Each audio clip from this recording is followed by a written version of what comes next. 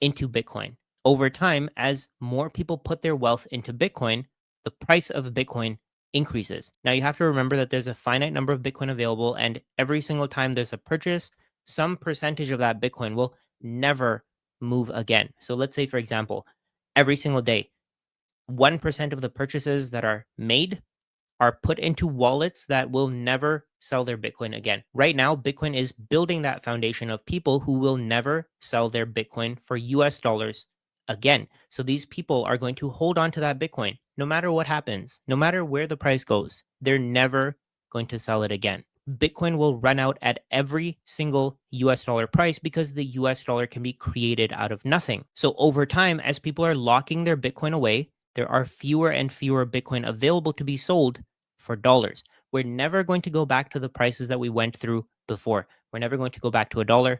We're never going to go back to $10. We're never going to go back to $100. We're never going to go back to those prices because nobody's going to be willing to sell their Bitcoin for those prices again. And over time, as Bitcoin is locked away, fewer and fewer Bitcoin are available for every single US dollar price.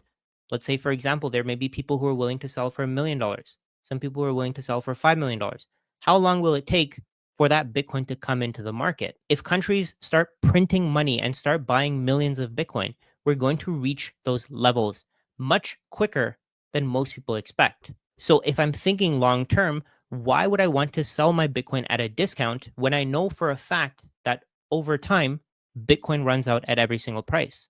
Why would I sell my Bitcoin for US dollars when I don't need US dollars right now? I think of Bitcoin as a savings account. Whenever I have extra US dollars, I buy some Bitcoin. When I need more US dollars, I sell some Bitcoin. It's as simple as that. I don't borrow against my Bitcoin. I don't do any of that. If I have to, I'll sell a little bit of Bitcoin. I'll use my credit card to avoid selling my Bitcoin. I'll try to increase my income. My goal here is to use Bitcoin as a savings account. I plan to hold my Bitcoin for as long as possible, and there's no real plans for that Bitcoin right now. And every single day, there are more and more people who think exactly like I do. So when nobody on earth is willing to sell their Bitcoin for US dollars, what happens? Where do we go next? This takes us perfectly into the fourth thing that I try to do when we go through a dip, a pullback, and that's thinking about where Bitcoin is going to take the world next. I personally think that if people were to get to 0.01 Bitcoin, 0.1 Bitcoin, 0.2 Bitcoin, 1 Bitcoin, whatever your target is,